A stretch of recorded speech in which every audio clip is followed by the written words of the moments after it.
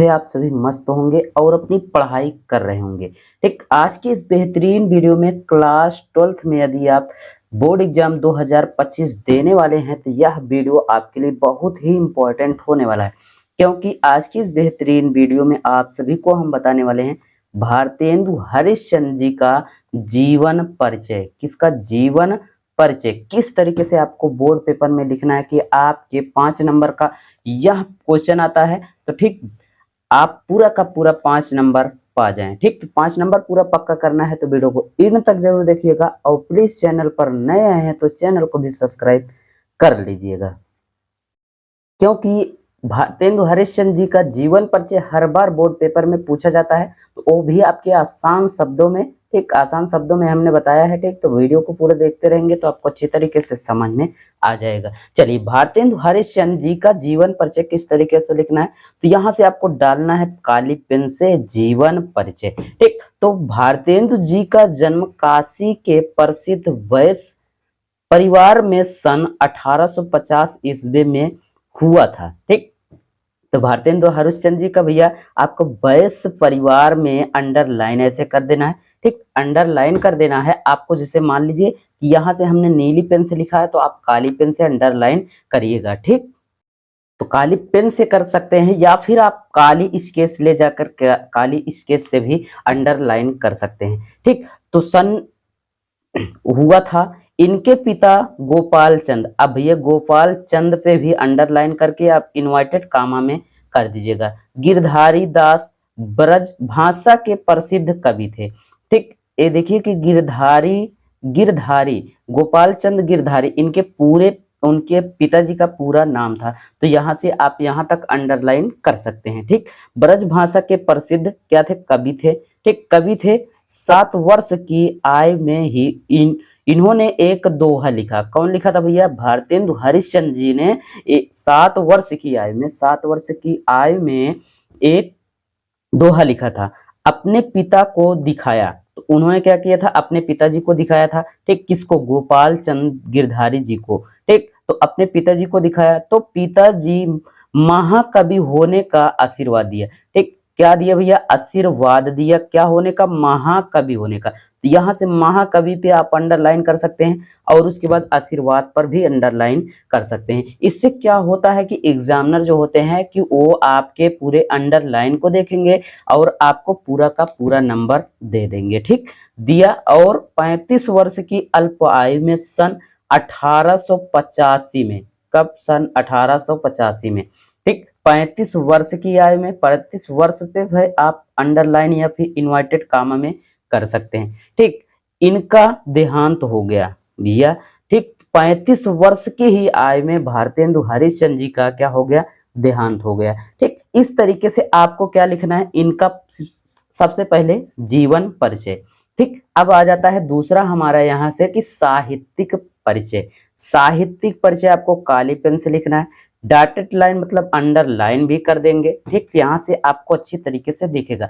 Sketch ले जाना जरूरी है, स्केच ले जाएंगे तो आपको अंडरलाइन करने में बहुत आसानी होती है। ठीक, भारतेंदु के ब्रज साहित्यिक योगदान के कारण ही 1857 ईस्वी तक के काल को भारतेंदु युग के नाम से ही जाना जाता है। ठीक, तो भैया इनके साहित्यिक परिचय में आपको यही लिखना है कि भारतेंदु के ब्रज बृहद साहित्यिक योगदान के कारण, मतलब कि इनका जो योगदान था वो क्या था, साहित्यिक योगदान था। साहित्यिक योगदान में आप कामा इन्वर्टेड कामा लगा सकते हैं। ठीक, तो इनका भारतेंदु युग के नाम से ही जाना जाता था। ठीक, जब इनका मतलब कि ए बृहद साहित्यिक योगदान दिए तो इनके नाम से ही क्या ये युग जाना गया। तो यहाँ से आपको युग में भी लगा देना है भारतेंदु युग में इन्वर्टेड कामा। अब आपको दिख रहा होगा इतना साफ शब्दों में कि आप इतने अच्छे से लिख सकते हैं। ठीक, 15 वर्ष की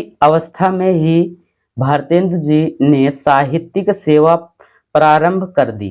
ठीक, कर दी थी। 18 वर्ष की अवस्था में उन्होंने कवि वाचन सुधा नामक पात्रिका निकाली और यहाँ आधुनिक हिंदी साहित्य के जनक के रूप में प्रतिष्ठित हुए।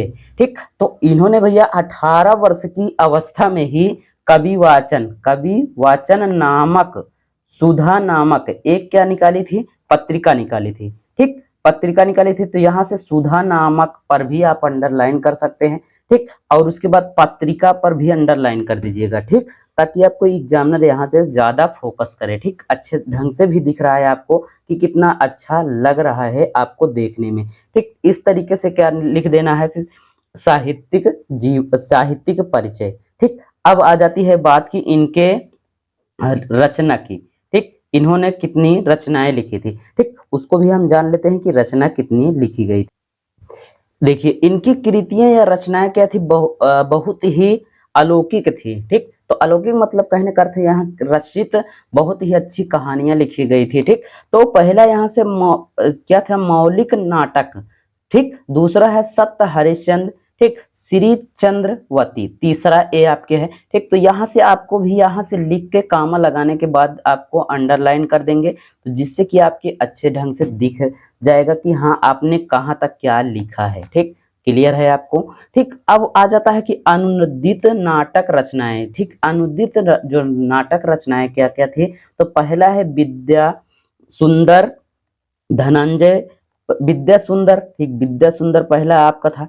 दूसरा हो जाएगा धनंजय विजय, धनजय विजय। ठीक, और यहाँ से है तीसरा भारतीय भारत जननी, भारत जननी। इनकी क्या थी, नाटक रचनाएं थी। ठीक, अब निबंध संग्रह आ जाता है। ठीक, तो इस तरीके से आपको लिखना है, पूरी तरीके से क्लियर समझ में आ रहा होगा। ठीक, नाटक आप देखिए, निबंध संग्रह में लिखना है नाटक कलाचंद्र और कश्मीर और है कुसुम, और काव्य कृतियां इनकी बहुत महत्वपूर्ण थी। तो काव्य कृतियां भी आपको लिख देना है।